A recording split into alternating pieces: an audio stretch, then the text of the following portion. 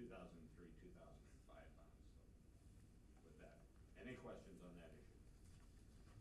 Turn the page, we give you, it's really not even part of the report, but what we do is give you a sheet showing you the sewer revenue bonds that are outstanding.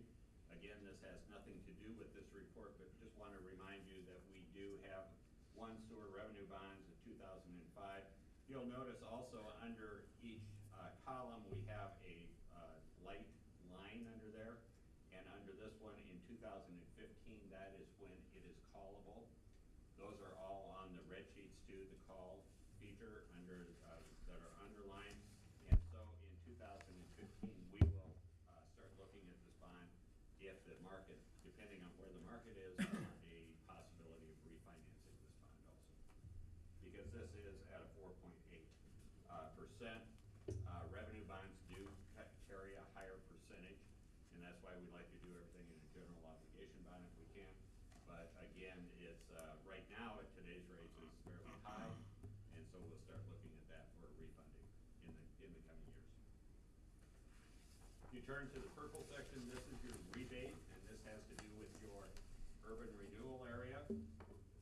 This, you write rebates, and as you can see, a couple of them are coming off after this June of 14. That'll be your last payment for the first two in there. And then you go along, and what we have identified is how much you're rebating in the percentages. We're identifying the estimated value, and actually that's the value at the time we wrote the rebate, and then the dollar amount that needs to be rebated in each one of these columns on the purple section. You turn to page 2.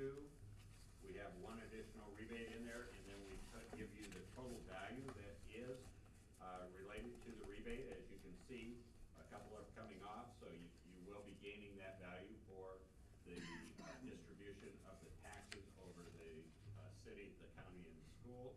When those come off, and then your value actually drops quite a ways down to right around $383,000 for the remaining amounts of your rebate. There is a total rebate in there. And then in a rebate, if indeed you can do this, and if indeed the developers are willing to do it, you always want to add in what is called an annual appropriation. Turn back to page 1.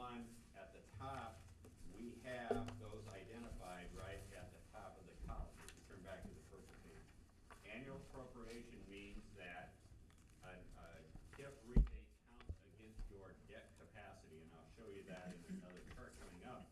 But if you have an annual appropriation where the council has to take action annually to say, yes, we're going to pay this rebate, then only that year's payment counts against your debt capacity.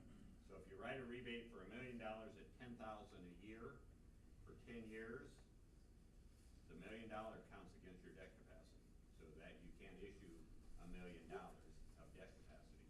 But if you have an annual appropriation in there where the council has to take action on the $10,000 per, or the $100,000 per year, then only the $100,000 counts against your debt capacity.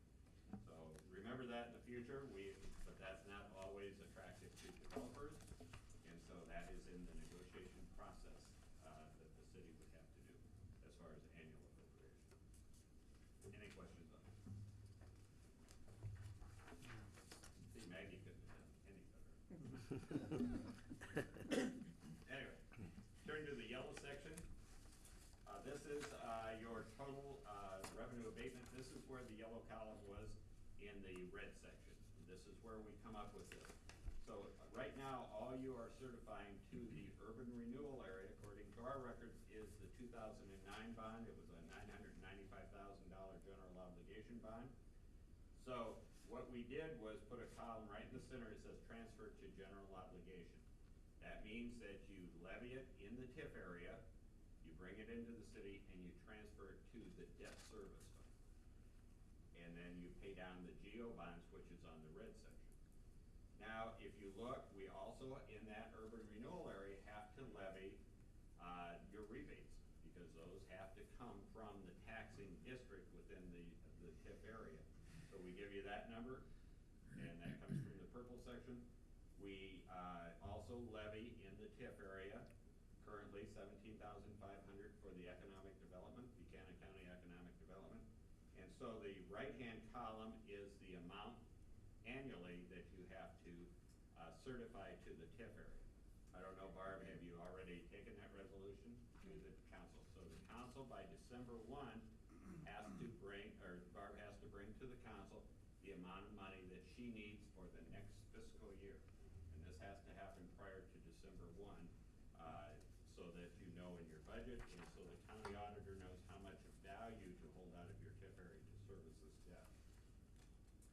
If you look, it's actually the second column, the 2015, so you need to certify at least $170,000 to your TIF area, and that resolution should come to you prior to December 1. At least. I would ask for a little more, just to make sure that any delinquent taxes that aren't paid do not short the city in their TIF area.